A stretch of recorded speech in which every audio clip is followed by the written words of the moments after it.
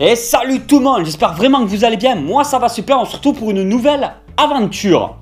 Ça change de vidéo, je voulais changer un petit peu mon intro. Est-ce que ça vous va ou est-ce que c'est plus ou moins la même chose? Je sais pas. Aujourd'hui dans cette vidéo, on va parler du bois des sables. Ça fait longtemps que je ne l'avais pas nourri, je voulais carrément le nourrir en vidéo. J'ai du temps, je vous ponds cette vidéo là et j'espère qu'elle vous plaira. Et pourquoi pas nourrir aussi la petite Antaresia maculosa de Taticeli, tant qu'à faire. J'ai décongelé donc deux petites proies et je vais tout vous montrer dans cette vidéo.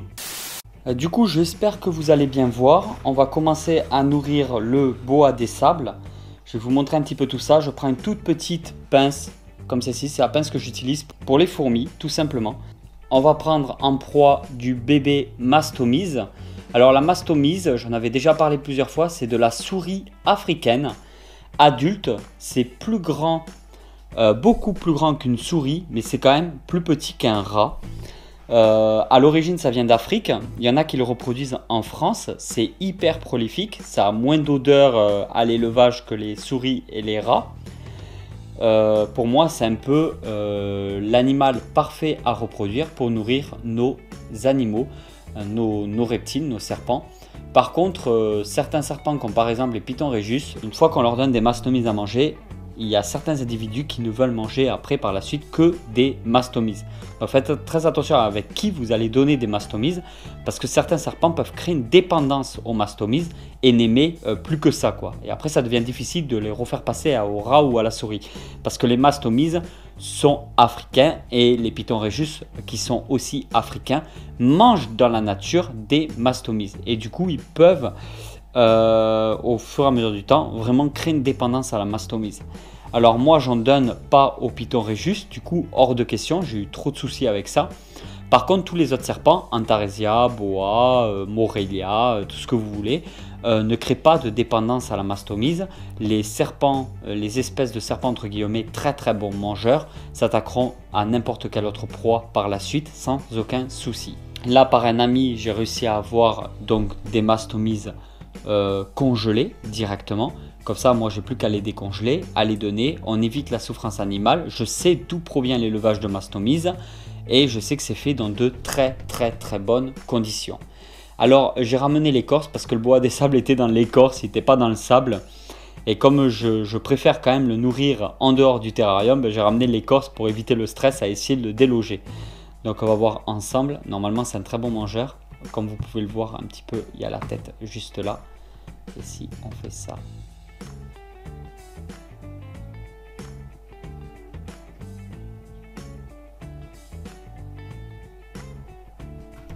hop, il a chopé directement dans l'écorce. Ça m'a même fait un peu peur. Du coup, vous n'allez pas voir grand chose, je suis un peu dégoûté. C'est dommage qu'il soit dans cette écorce. Alors, de l'autre côté, il est complètement enroulé en fait à l'intérieur de l'écorce. Et il aime bien, j'ai remarqué, se loger que dans cette écorce là. Alors la nuit, il se trimballe partout dans le terrarium, il bouge énormément, il va vraiment partout. Et après en journée, il dort un petit peu dans cette écorce là. Là on est en journée, le boa des sables est plutôt nocturne. Mais comme c'est un très bon mangeur, il n'y a aucun problème pour le nourrir la journée. Mais forcément, il restera caché. Après, comme il faut vraiment donner des proies petites, mais ça j'en avais déjà parlé parce que le boa des sables n'a pas la capacité d'ouvrir. Normalement, un serpent, on le nourrit avec des proies qui ne dépassent pas, on va dire, l'épaisseur de la proie ne doit pas dépasser l'épaisseur du corps du serpent pour être sûr. Là, il n'y a vraiment aucun problème. Mais il y a certains serpents, comme les boas des sables, malgré qu'ils soient trapus et que la grosseur du corps est assez imposante, la proie ne doit pas être choisie en fonction de l'épaisseur du corps du serpent, mais plutôt en fonction de la petite tête, parce que les boas des sables n'ont pas la faculté, comme les Morelia ou les pitons régus par exemple, d'ouvrir énormément la mâchoire. Elle n'est pas très extensible, ce qui fait qu'ils vont avoir énormément de mal à manger une grosse proie. Donc mieux vaut le nourrir un peu plus souvent avec de petites proies, contrairement aux autres serpents. Et du coup, pour que vous ayez quelque chose d'autre aussi à regarder, j'ai sorti le bébé Antaresia qu'on avait décidé de garder parce qu'il n'arrivait pas à être démarré, il avait un gros retard de croissance, il a failli mourir à plusieurs reprises. Maintenant il est bien parti, bien démarré, il commence à bien grandir et du coup je vais directement vous montrer ça. Il commence à avoir une belle taille et là comme vous allez le voir, il va attraper normalement sans aucun problème la proie. Alors comme j'ai une toute petite pince et que j'ai pas trop envie de me faire mordre, on va le tenir par la queue, mais normalement les proies j'aime bien les tenir par le cou pour présenter vraiment la tête devant le serpent. On va bouger là pour le faire revenir. En fait, j'aimerais que vous puissiez voir l'attaque.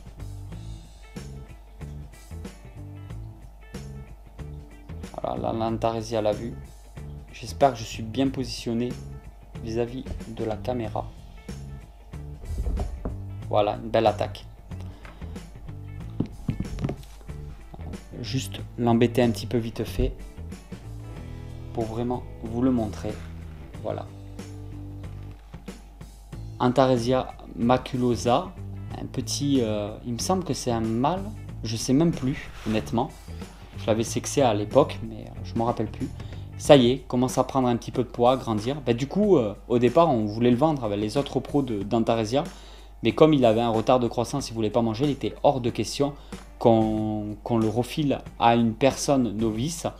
On a pris la décision de le garder pour faire ça bien, pour être sûr qu'il vive par la suite. Et là, du coup, il s'est super bien développé, il va très bien. Et puis on s'y est attaché du coup.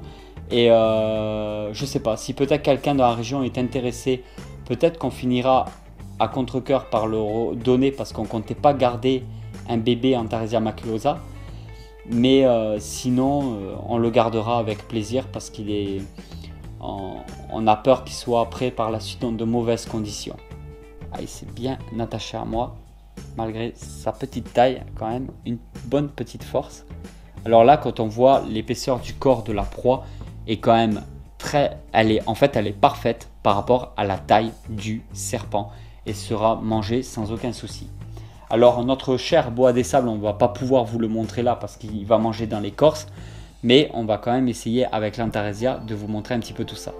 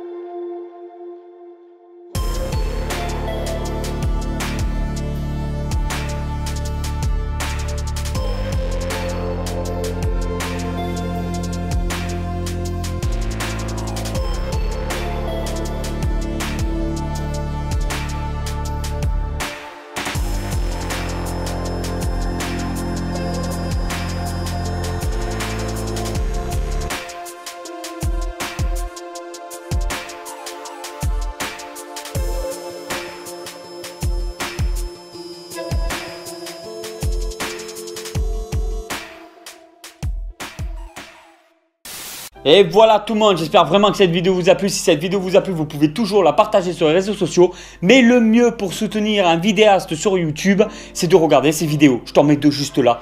Clique dessus, va aux toilettes, fais ce que tu veux, mais clique dessus en même temps que tu fais ce que tu veux. Allez tout le monde, ciao ciao.